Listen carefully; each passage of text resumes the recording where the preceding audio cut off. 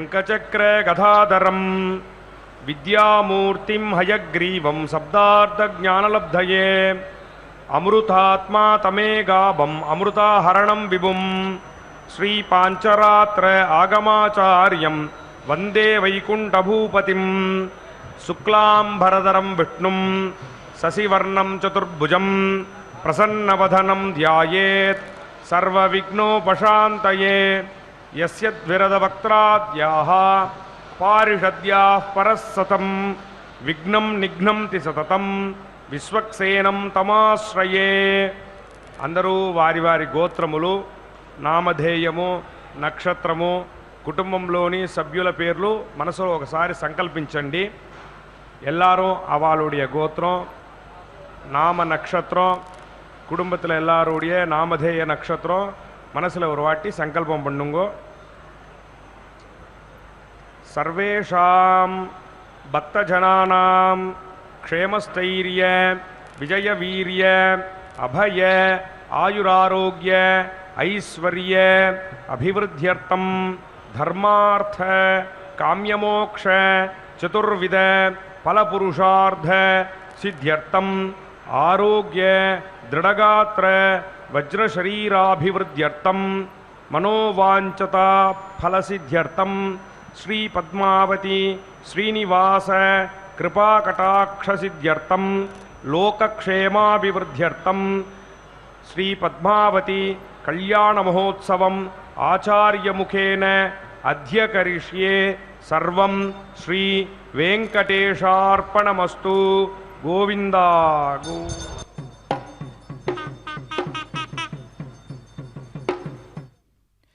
ಕೌಶೇಯಪೀತವಸನಾಂ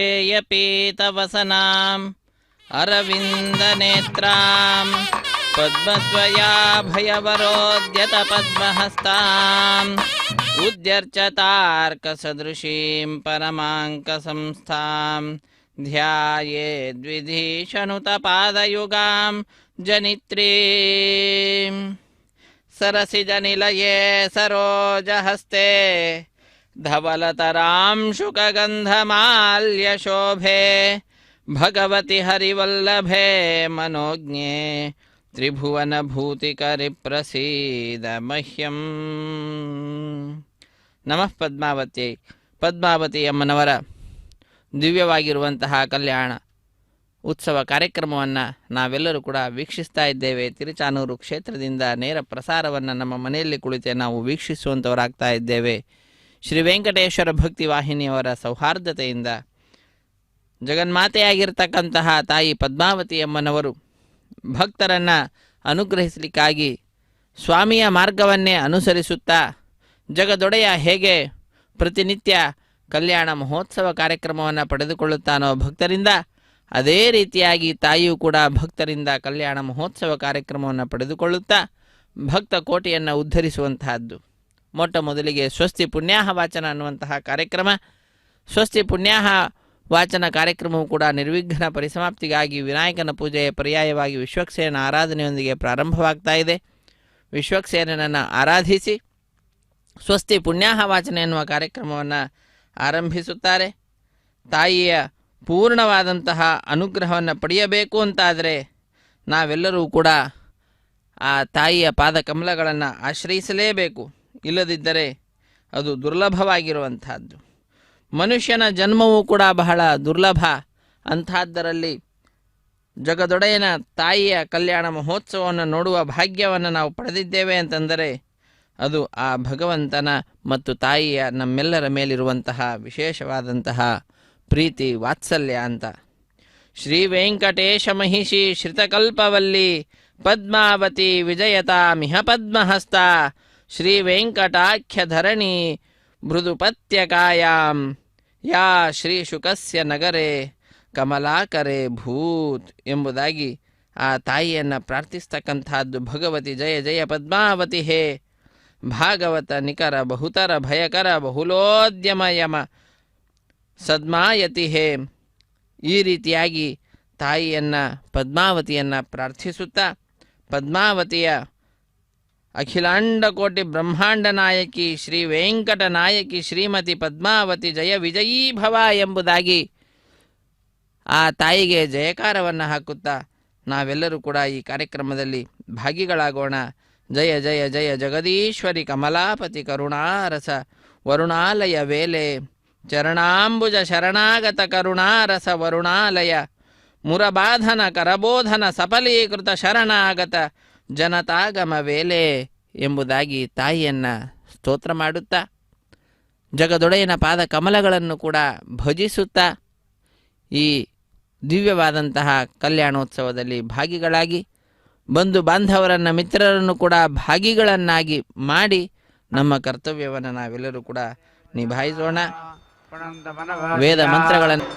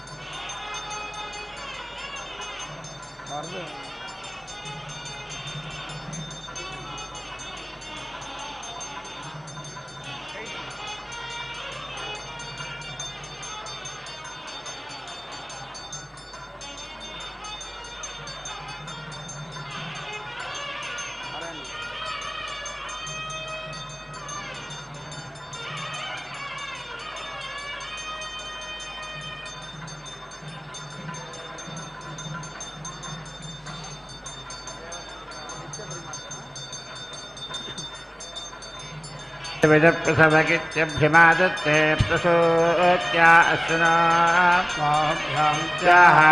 हि देवानामुद्धर्योस्ताभ्यामित्याहयते वज्रैव वा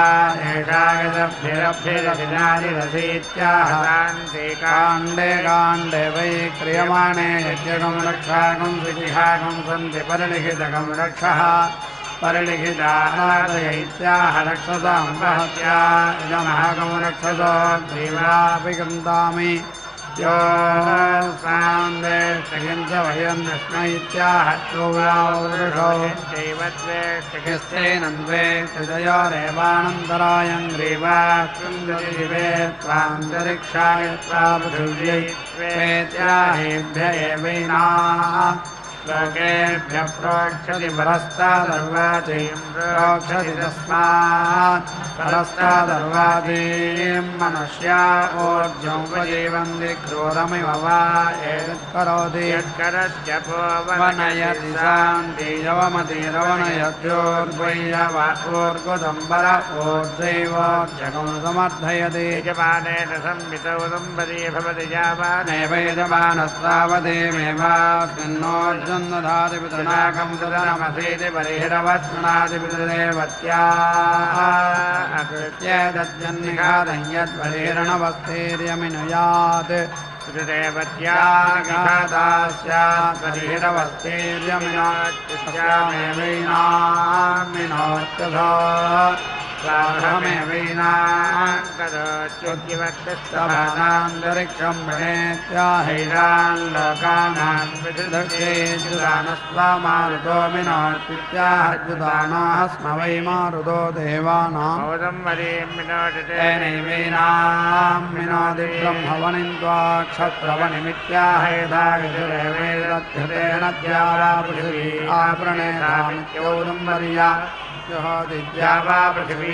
एव वरदेनानज्ञान्तमन्वस्तावयज्ञान्तमेवैदमानन्ते तेजसानज्ञैन्द्रमसीति छदिरधिनि दधात्यैन्द्रकं हि देवतया सदा विश्वजनस्य छायेत्याह विश्वजनस्य केशा छाया यत्सदो नवच्छति तेजस्कामस्य विनुयात् ध्रुवतास्तोमेन संमिदं तेजस्त्रिवट्तेजस्वेव भवत्येकादशच्छदीन्द्रियकामस्यैकादशाक्षरा दृष्टगिन्द्रियं दृष्टगिन्द्रिया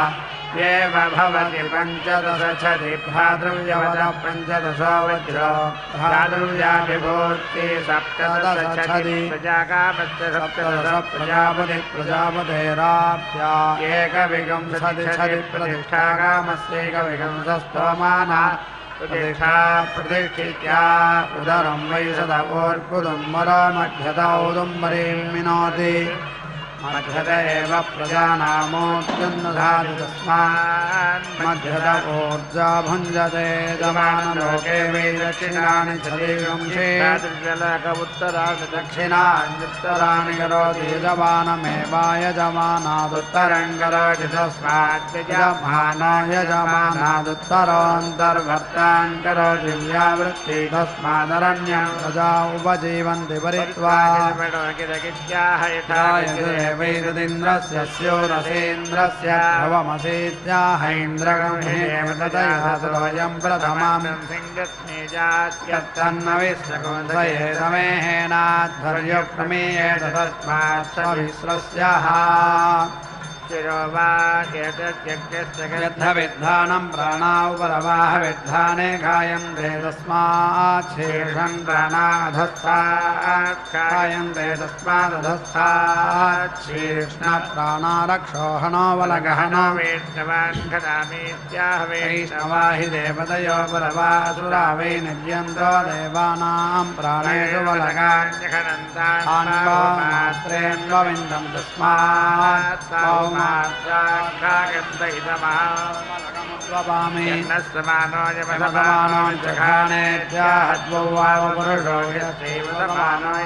समानोयमेवास्मै सौवलगां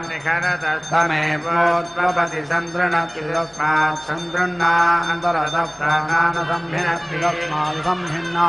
प्राणा अपोवनयति तस्मादात्रा अन्तरतः प्राणायवमतिरवनयत्योर्द्वैयवः प्राणेष्वैवोज्जन्नधाति बर्हिरवसृणाति तस्मात् लोमसान्तरतः प्राणा आज्येन व्याघारयति तेजो वा आज्यं प्राणा उपरवा प्राणेष्वेव हनो वा एते यज्ञस्य यदधिगवनेन सन्दृणश्च सन्दृह्णेः खलु सोमे संप्रत्येधक्षेशिरो वा एतद्यज्ञस्य यद्धविद्धानं प्राणा उपरवाहनो अधिगवने श्रावाणो दन्तामुखमाहवनीयो नासिकोत्तरवेदिरुदरकंशदकदाखलुवेजिह्वयामुखं गच्छति यदा मुखं गच्छत्यथोदरं गच्छति श्रावभिरविकृत्याहवनीये हुत्वा प्रत्यञ्च प्रेत्य सदसि भक्षयन्ति यो वै विराजो यज्ञमुखेदहं वेदा एवेनामियं वै विराट्रसेत्वक्षानुमोधोधिषवने तना उपरवाग्रावाणो वत्सादस्पिजो दहन्ति मक्वजोजदेवं वेद दुह एवैनाम् चात्वालाधिष्णयानुपौपदे निर्वेगज्ञस्य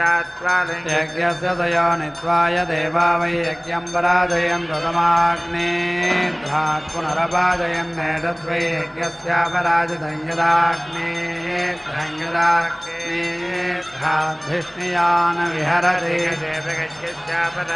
तदेवैनं पुनस्तनुदेवराजित्येव खलु वा एते यन्ति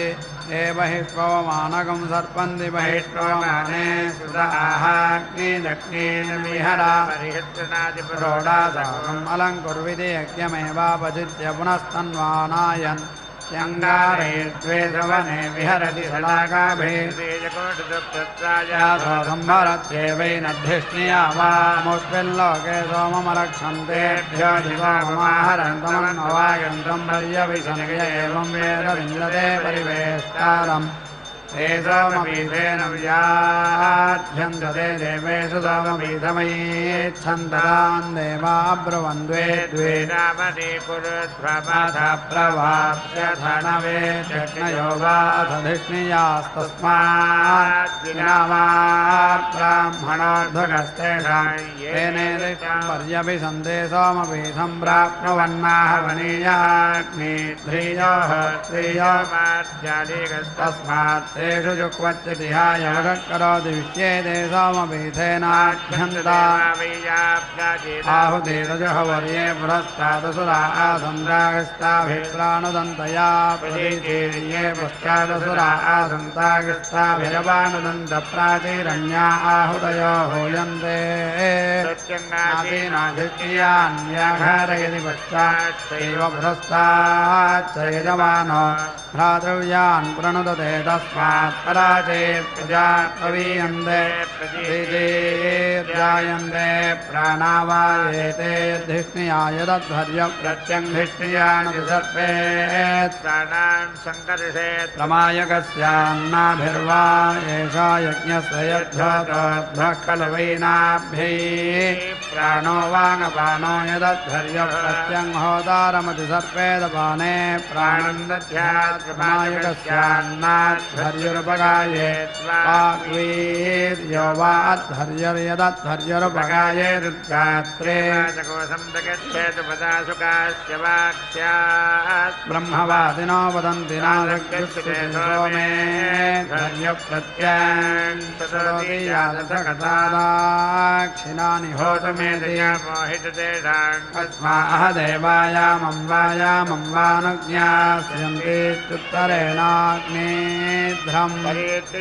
दाक्षिणानि न प्राणान् सङ्कर्षतिन्ये धिष्यन्तेनान्येयान्निभवतेन तान् तेनादयान्न निभवति यदनुदिशति तेन तान् स्वर्गाय वा एतानि लोकाय हूयन्ते यद्वै सत्यनानि द्वाभ्याङ्गार्हवत्ये जुहोति द्विवाद्रिवानप्रतिष्ठ्याग्निध्रे जुहोत्यन्तरिक्ष एवाक्रमदाहवनीये जुहोति स्वर्गमेवैनं लोकं गमयति देवान् वै स्वर्गं लोकं यतो रक्षाकस्य जिघागं सन्ते स्वमेन रक्षाकस्य महत्याप्तुमात्मानं कृत्वा स्वर्गं लोकवायं दक्षसामबलाभायात्तस्वामा भवत्यथ वै दत्यनानि जुहोते सामपहस्ते स्वगं सोमदनो गृद्धैत्याहदनो गृध्ये सत्त्वेषोऽन्यगृतेभ्यगित्याहान्यगृतानि हि रक्षागस्तुयन्तासि परोधमित्याहोरुणस्तुभेति वा वै ददाह जुषाणाप्तुराज्यस्य वेत्त्वित्याहाप्तुमेवदा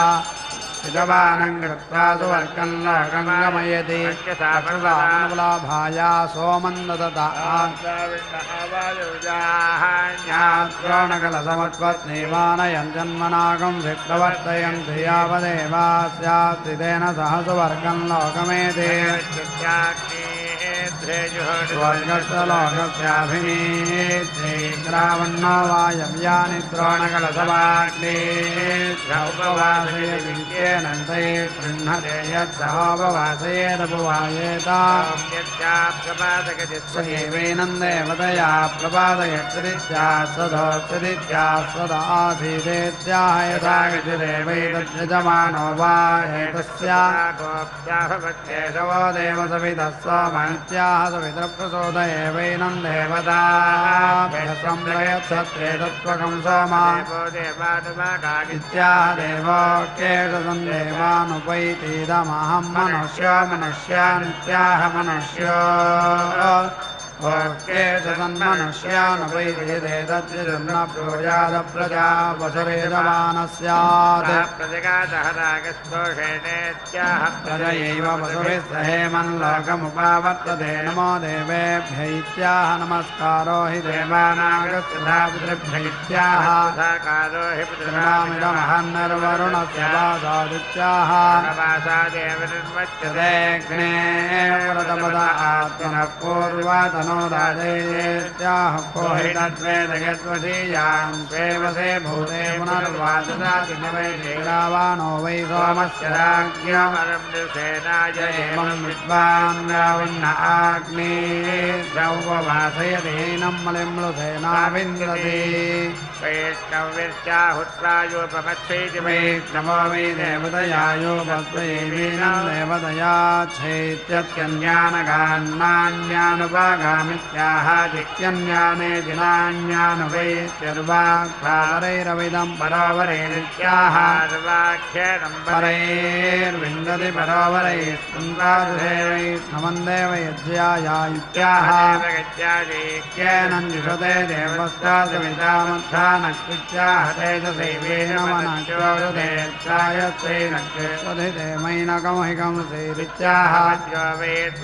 शान्ते स्वधिते वृक्षस्य बिभ्यदः प्रथमेन सकलेन सह तेजः परापतति प्रथमः सकलः परापते तमप्याहरेत् स तेजसमे वैनमाहरति मे वै लोकायुवात्मयतो बिभ्यति वक्ते नमालेखीरन्तरिक्षं मध्ये नमाहिकुंसेरित्याहैभ्यगे वैनं लोकेभ्यः समयति वनस्पते सदवलसो विरोहेत्याम्रस्तने जुहोरितस्मादाम्रस्तनात् वृक्षाणां भूयागुंसतिष्ठन्ति सहस्रवलसा विभजगौरुहे मेत्याहाजिलमे वैतामासास्ते रक्षसङ्गं हृश्चेदधायीशं यजमानस्य प्रमायुगस्याख्यङ्गामयेता प्रतिष्ठितस्यादित्यारोहम् वै वनस्पति नाम प्रतिष्ठितो प्रतिष्ठित एव भवति यङ्गामयेता पशुश्चादित्यपन्नं तस्मै अपसर्जो पशुरेव भवति यङ्गामयेत पशुमान् स्यादिति बहुपन्नं तस्मै बहुशाकं दृश्येदेवै वनस्पतीनां पशव्यः पशुमानेव भवति प्रतिष्ठितं प्रतिष्ठाकामस्यैष वै वनस्पतीनां प्रतिष्ठितो यः समे भौम्यै स्वाज्योनिरूढः प्रत्यङ्गोपनदत्तं वृश्चेत् स हि मेधमभ्युपनदात् पञ्चारत्निं तस्मै वृश्चेत्यङ्गामयतो वैनमुत्तरो पञ्चाक्षरा पङ्क्तिपाङ्क्तो यज्ञौ वैनमुत्तरो यज्ञो नमतिषरत्निं प्रतिष्ठाकामस्य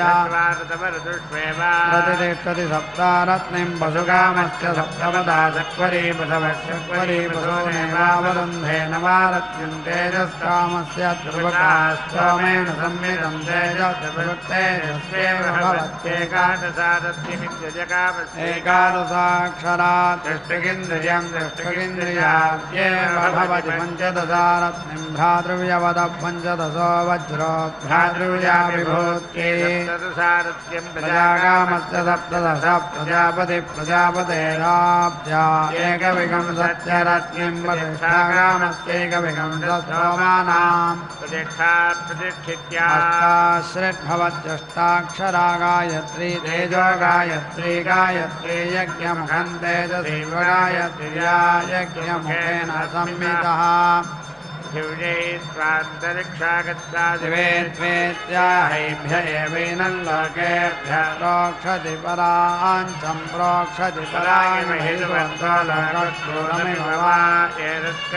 यत्कनत्यपवनयति शान्तियवमतिरवनयत्योर्ग्वय्यवः यजमानेन योपस्संमितो यावानेव यजमानस्तावतीवेवास्मिन्नोच्चं दुधाति तृणाकं तदनमसेति बर्हिरवतृणाति विदुरेवत्या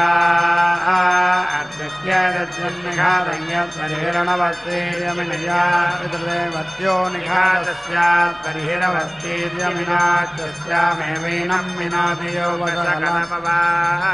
वसतेदसमेवैनं मिनोति देवस्तादवितामध्वानकृत्याः सुविफलाभ्यः इति शालं प्रति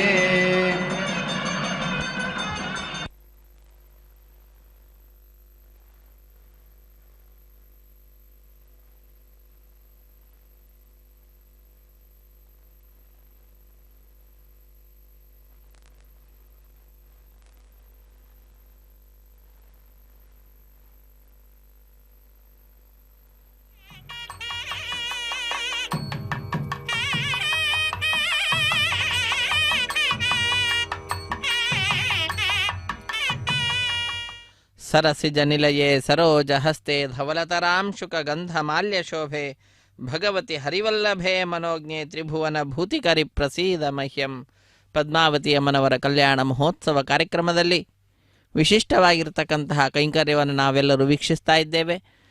ಜಗದೊಡೆಯ ಸ್ವಾಮಿ ಶ್ರೀ ಶ್ರೀನಿವಾಸ ಒಂದು ಸಿಂಹಾಸನದಲ್ಲಿ ವಿರಾಜಿಸ್ತಾ ಇದ್ದರೆ, ಮತ್ತೊಂದು ಸಿಂಹಾಸನದಲ್ಲಿ ತಾಯಿ ಪದ್ಮಾವತಿ ವಿರಾಜಿಸುತ್ತಾ ಅವರಿಬ್ಬರನ್ನು ಒಂದುಗೂಡಿಸುತ್ತಾ ಒಂದು ದೀರ್ಘವಾದಂತಹ ಉದ್ದವಾದಂತಹ ಹೂವಿನ ಮಾಲೆಯನ್ನು ಸಮರ್ಪಣೆ ಮಾಡಿದ್ದಾರೆ. ಸೇವಂತಿಗೆಯ ಹೂವಿನ ಮಾಲೆಯನ್ನು ಸಮರ್ಪಣೆ ಮಾಡಿ ಆ ಮಾಲೆಯ ಮಧ್ಯಭಾಗದಲ್ಲಿ ತೆಂಗಿನಕಾಯಿಯನ್ನು ಇರಿಸಿ ಅಕ್ಷತೆಯನ್ನು ಸಮರ್ಪಣೆ ಮಾಡ್ತಾ ಇರತಕ್ಕಂಥದ್ದು. ವಿಶೇಷವಾದ ಮಂತ್ರಗಳನ್ನು ಉಚ್ಚರಿಸುತ್ತಾ ನಾರಾಯಣನು ಸಾಕ್ಷಾತ್ತು ತಿಳಿಸಿರತಕ್ಕಂತಹ ಮಾರ್ಗ ಪಾಂಚರಾತ್ರ ಆಗಮ, ಅದನ್ನು ಅನುಸರಿಸುತ್ತಾ ತಾಯಿಯ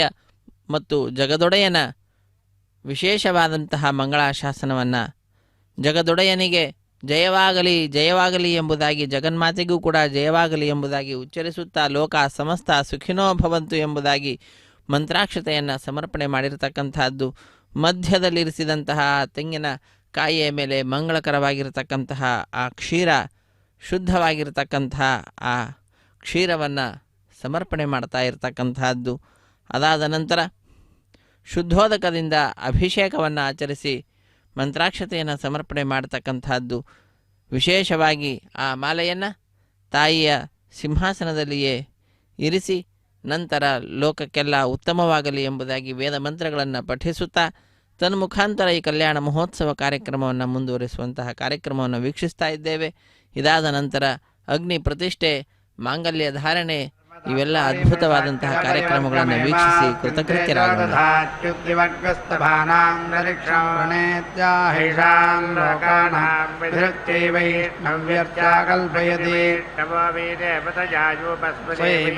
ದೇವತಯಾ ಕಲ್ಪಯತಿ ದ್ವಾಭ್ಯಾಂ ಕಲ್ಪಯತಿ ದ್ವಿಪಾದ್ಯಜಮಾನ ಪ್ರತಿಷ್ಠಿತ್ಯಂ ಕಾಮಯೇತ ತೇಜಸೈನಂ ದೇವತಾಭಿರಿಂದ್ರಿಯೇಣ ವ್ಯರ್ಥಯೇಯಮಿತ್ಯಜ್ಞಿಷ್ಠಾನ್ ತಸ್ಯಾಸ್ಯ ಮಾಹವನೀಯಾದಿತ್ಸಂ वेत्सम्मादिनावयेत् तेजसेवैनं देवताभिरिन्द्रियेण व्यर्थयति यं कामयेत तेजसैनं देवताभिरिन्द्रियेण समर्थयेयमित्यज्ञिष्ठां तस्यास्ति बाहवरीर्येण संविनुयात् तेजसेवैनं देवताभिरिन्द्रियेण समर्थयति ब्रह्मवणिद्वाक्षत्रवणिमित्याह यथा यजुरेवैतत्परिव्ययत्योर्वैरसना यजमानेन यो वस्संमितः यजमानमेवोर्जासमर्थगतिनाभिजग्ने परिव्ययदिनाभिदग्न एवास्मावोर्जन्नधाति तस्मान्नाभिदग्न ऊर्जा भुञ्जते यं कामयेतोर्जेनं व्यर्थयेयमित्योर्ध्वादस्यावाचि भावो हेदोर्जैवेनं व्यर्थयति यदि कामयेत वर्षुकः पर्जन्यस्यादित्यवाचीमवो हे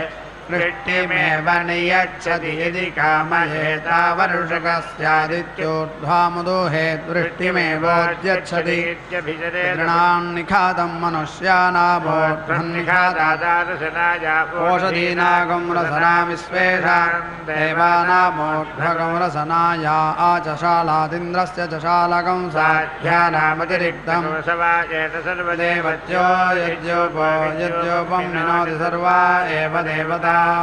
प्रीणादि यज्ञेन वै देवाः स्वर्गं लोकमायन्ते मन्यन्ताख्यानोन्वा भविष्यन्ति ते योपेन योपयित्वा स्वर्गं लोकमायन्तमर्षयो योपेनैवानुप्राजानन्दद्योपस्य योपत्वयद्योपं विनोति स्वर्गस्य लोकस्य प्रज्ञाति पुरस्तान् विनोति पुरस्ताद्धयज्ञस्य प्रज्ञायते प्रज्ञातकं हितात्यदतिपन्न आहुरिदं कात्यमासीदिति साध्या वै देवा यज्ञमत्यमन्यन्ता तान् यज्ञो नास्पृशत्तान् यद्यज्ञस्यातिरिक्तमासीत् तदस्पृशदतिरिक्तं वा एतद्यज्ञस्य यदग्नावत्यतिरिक्तमेतद्योपस्य यदोर्ध्वञ्जशालात् तेषां तद्भागधेयं तानेव तेन प्रीणाति देवा वै सख्यस्य ते सोमे प्रसृचो हरं प्रयोपन्ते यज्ञमे सदं वा इदं कुर्म इति ते प्रस्तरग्रसृचान्निष्क्रेणमव स्वरयोपस्य सज्ञस्य ते सोमे प्रप्रस्तरगं हरति जुहोति स्वरुमयज्ञवेशसाय साध्या वै देवास्मिन् लोकः सन्दान्यत् किञ्चन मिषत्तेऽग्निमेवाग्नये मेधाया लभन्त न क्यन्यदा लभ्यमविन्दन्तो वा इमा प्रजा प्राजायन्ता प्रहरति प्रजानां प्रजननाय रुद्रो वा एषैदग्निर्यजमानः पशुर्यत्पशुमालभ्याग्निं मन्थे रुद्राय यजमानमपि दध्यात् प्रमायुगस्यादसो खल्वाहुरग्निः सर्वा देवता हविरेतद्यत्पशुरिति यत्पशुमालभ्याग्निं मन्थति अव्यायैवासन्नाय सर्वा देवता जनयत्युपागत्यैव मध्यस्तन्नेवालब्धमग्नेर्जनित्रमसीत्याह केतज्जनित्रं वृषणौ सैत्याह वृषणौ केदा उर्वस्य स्यायुरसीत्याह मिथुनत्वाय घुरेनाक्ते वृषणन्दधाथामित्याह वृषणक्यक्येते ये अग्निङ्गायत्रं छन्दो न प्रजायस्वेत्याह छन्दोभिरेवैनं प्रजनयत्यग्नये मच्यमानायानुब्रूहीत्याह सावित्री प्रजवन्वाः सवितृप्रसोद एवैनं मन्थति जातायानुब्रूहि प्रक्रियमाणायानुब्रूहीत्याह काण्डे काण्ड एवैनं क्रियमाणे समर्थयति गायत्री सर्वा अन्वाः गायत्रछन्दा वा अग्निस्वेनैवैनं छन्दसा समर्थयत्यग्निः पुरा भवत्यग्निं मथित्वा प्रहरति तौ सम्भवन्तो यजमानमभिसम्भवतो भवदन्न समनसा विद्याः शान्तिः प्रहृत्य जुहोति जातायैवास्मान्नमपि दधाति आज्ञेन जुहोति एतद्वा अग्ने प्रियन्धामयराज्यं प्रियेणैवेनं धाम्ना समर्थयत्यथो तेजसा इषेत्वेति बर्हिरादत्त इच्छत इव केशयोगजत उपवीरसीत्याहोपक्येनाकरोच्युपो देवान् दैवीर्विषप्रागुरित्याह विसस्वतीर्देवानुपयन्ति वह्नि ऋषिज इत्याह द्विजो वै वह्नय ऋषिजस्तस्मादेवमाह बृहस्पतिधादिकापसूनीत्याह ब्रह्म वै देवानां बृहस्पति ब्रह्मणैवास्मै पशूनवरुन्धे हव्यात् देवत्वष्टवसुरन्वेत्याह त्वष्टा वै वसूनान्विषानागोरोपगद्रूपमेव पशुषु दधाति रेवतीरमध्वमित्याह रेवती पशूनेवास्मै रमयति देवस्य त्वादविदो प्रसव इति रसनामादत्ते प्रसूत्या अश्विनोः बाहुभ्यामित्याह अश्विनौ हि देवानामध्वर्यो आस्ताभ्यामित्याहयत्यार्थस्य त्वादेवः विप्रासेनारभैत्याह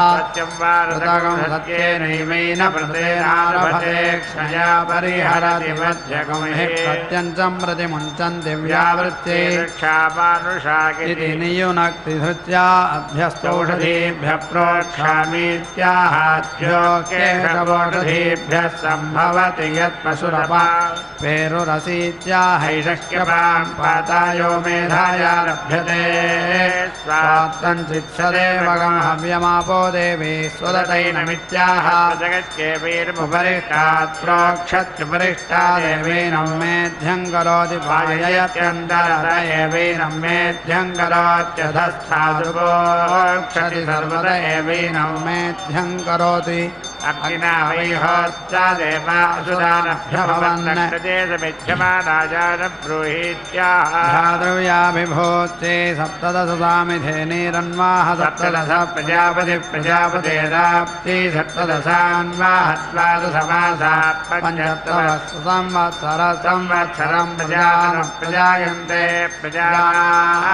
प्रजननाय देवा वैशामिधेनीरणोच्चयज्ञन्नान्वपश्यान् स प्रजापतिस्तूष्णीमाघारमाघारयत् वीदेवागत्यमन्वपश्यतोष्णीमाघारमाघारयति यज्ञस्यानुख्यात्या असुरेषु वै यज्ञासीत् देवास्तूष्णीकं होमेनावृञ्जत यत्तूष्णीमाघारमाघारयति भ्रातृव्यस्यैव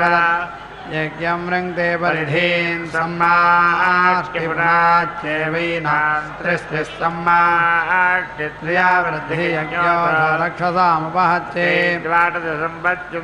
द्वादशमासाः संवत्सरमेव प्रीणात्यथो संवत्सरमेवास्मापदधातु वर्गस्य लोकस्य समष्टिशिरो वा एतद्यज्ञस्य देवता यजमानः सर्वा देवता अवरुन्धेशिरो वा एतद्यज्ञस्य गदाघातः पशुराघातमाघार्य पशुगं समनक्ष्यात्मन्नेव यज्ञस्य शिरः प्रतिदधाति सन्ते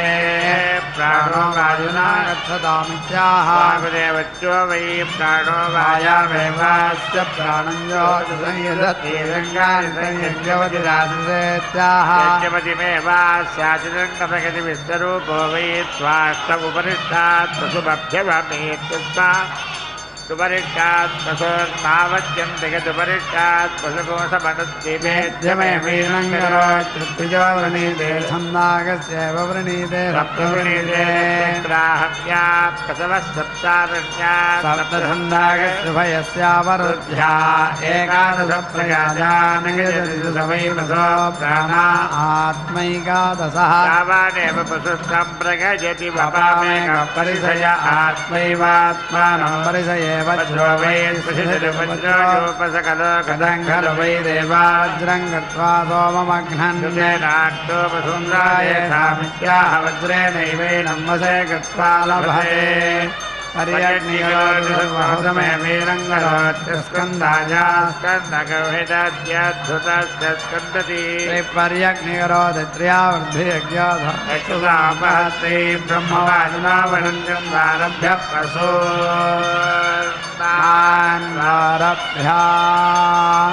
इति मुख्यमेवा येषणीगते यत्पशुसंयतन्वारभेदावाचकजमानस्यातखल्बाहो वर्गाय वा येषुर्गायनीगते यत्पशुरिति गन्नान्वारभेदसुवर्गाल्लोकात् यजमानो हि येनोपाश्रमणीभ्यामन्वारभते तन्नेवान्वारभ्यन्ते नेवानन्वारभ्यप्रेष्यहोदरहव्या देवेभ्यगित्याहेण कर्म क्रियते देवतेर्यज्ञपतिं प्रियधाविसदेत्याह यथा यजरेवेदग्निना पुरस्तादेति रक्षसामपहत्ते पृथिव्या सम्प्रजं पाहीति परिहिरुपाश्च स्कन्दाया स्कन्नकं हिताज्याद्भरे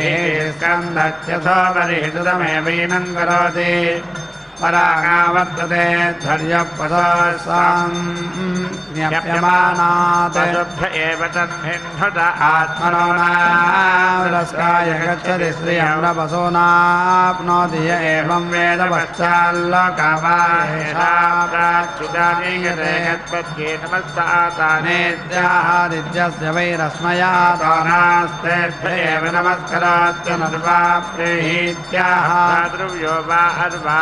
भ्रातृव्यामनत्ते घटस्य कल्यामनुरः प्रतिगातः रागस्वशेनेत्याह चिरमे वीतामासास्त आपो देवी स्वदुधाय वगित्याह यथा यजुर्देवैतते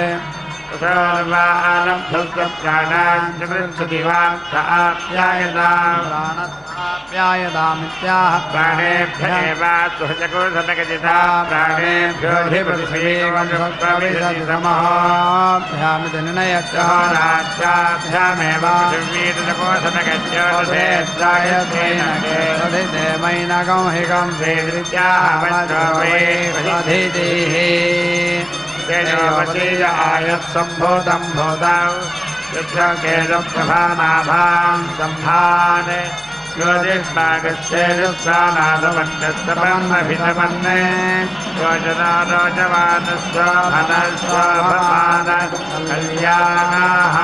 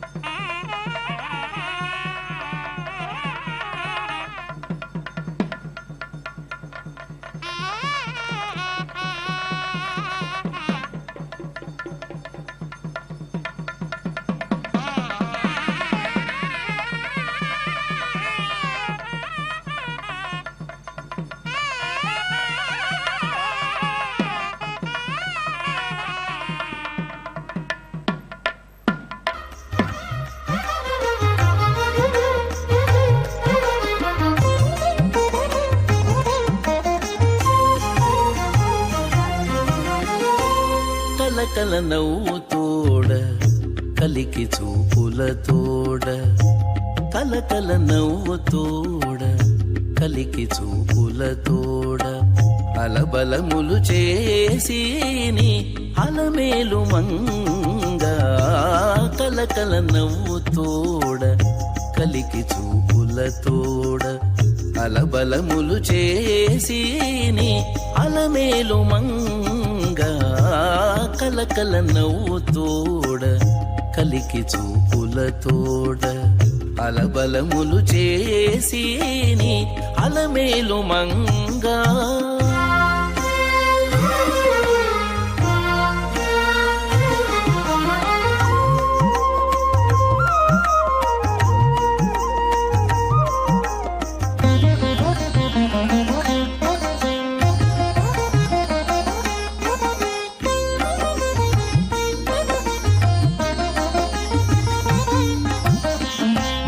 బోనమింటిలోన నుండి పొద్దు వద్దు హరికి సేనగా వింత చవులు సేయించి బోనమింటిలోన నుండి పొద్దు వద్దు హరికి సేనగా వింత చవులు సేయించి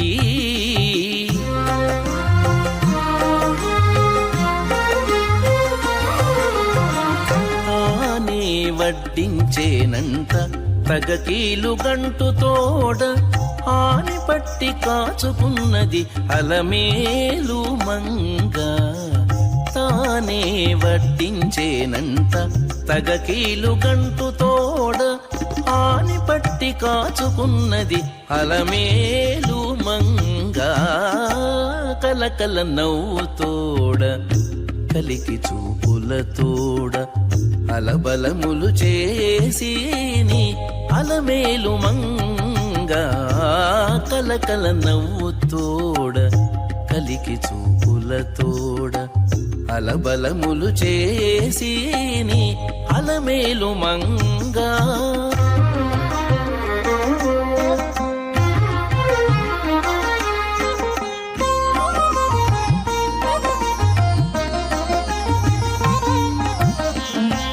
పైడి పీట మీద చక్కగా కూర్చుండి పరిచారకులతో పెక్కు సొమ్ములు నించుక పెద్ద పైడి పీట మీద చక్కగా కూర్చుండి పరిచారకులతో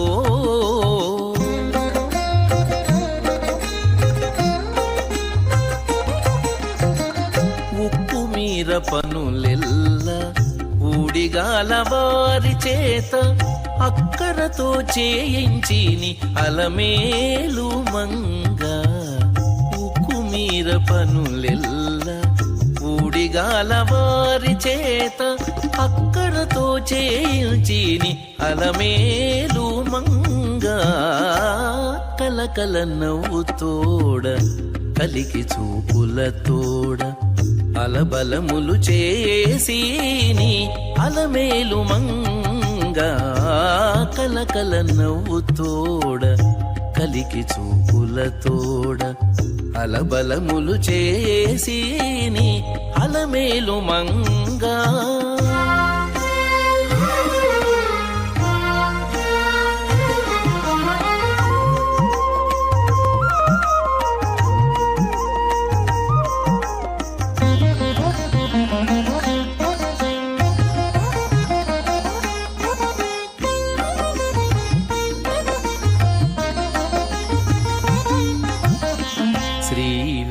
వెంకటపతికి చేసురటి విసరుతా వారి తన చేలుల వడ్డించుమని శ్రీ వెంకటపతికి చేసురటి విసరుతా వావిరి తన చేలుల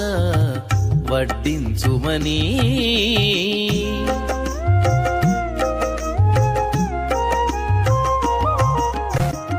దేవుడు తన చేయి వట్టి తీయగా పొత్తున నుండి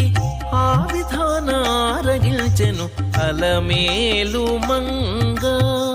దేవుడు తన చేయి వట్టి తీయగా పొత్తున నుండి ఆ విధాన గిల్చెను అలమేలు మంగా కలకల నవ్వుతోడ కలికి చూపులతోడ అలబలములు చేసి అలమేలు మంగా కలకల నవ్వుతోడ కలికి చూపులతోడ అలబలములు చేసి అలమేలు మంగా అలమేలు మంగా అలమేలు మంగా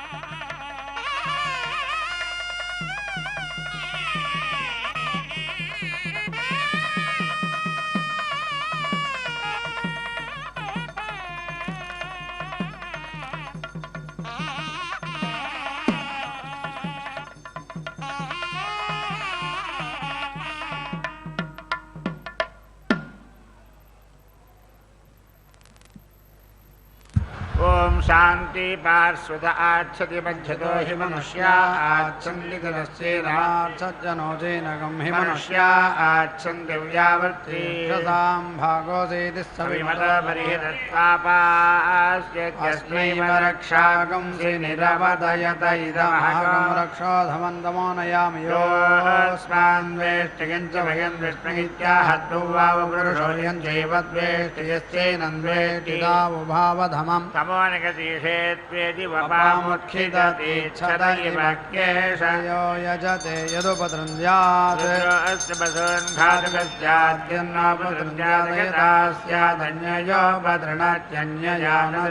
ఘృతేన ద్యావా పృథివీ ప్రోన్వథామిత్యాహత్యా వా పృథివీ ఏవ రసేనానక్షిన్నో రాయస్వీరైత్యాహ యథా యజురేవైదతే రమివ వా ఏతత్కరోతి యద్భపాముత్ఖిదత్యుద్వంతరిక్ష लोकमन्विहीत्याहसाञ्जै प्रवाहेशोऽस्मान् लोकाच्च वदेय प्रसुमृत्यवे नियमानमन्वारभतेव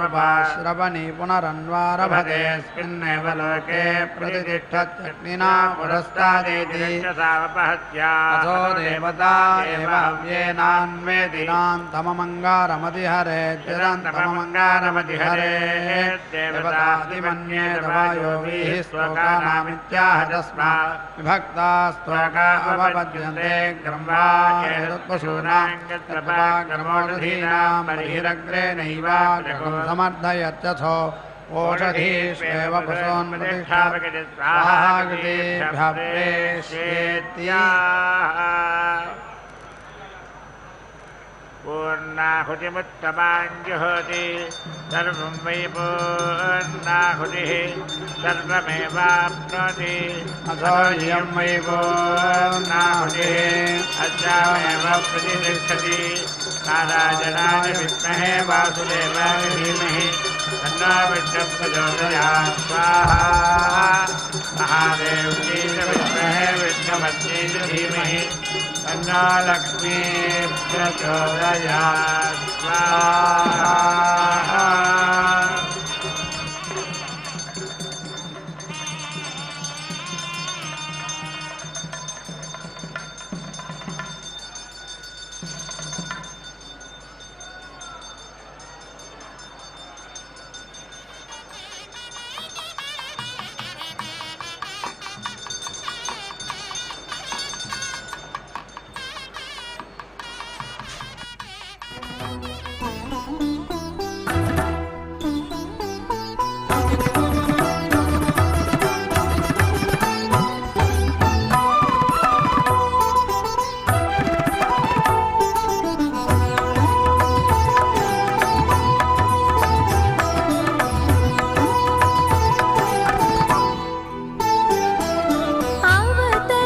అవతరించినావా